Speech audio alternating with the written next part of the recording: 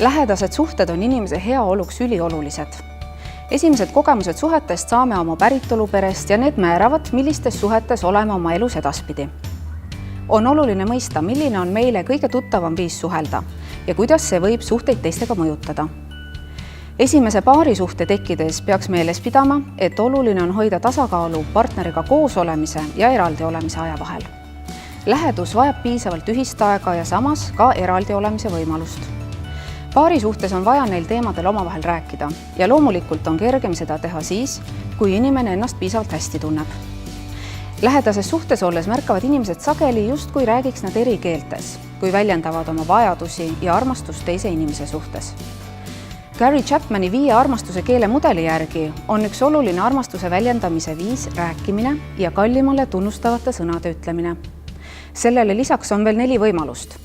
Eri inimesed tunnetavad armastust näiteks koos kvaliteetselt aega veetes, teineteise füüsilist lähedust nautides, kallimast abistades ja teda teenides või talle kingitusi tehes. Esmalt peaks inimene oma armastuse keelest ise aru saama ja siis partneriga sellest rääkima. Seega on hea suhte aluseks piisav enda tundmine ja selle teadmise jagamine oma kallimaga.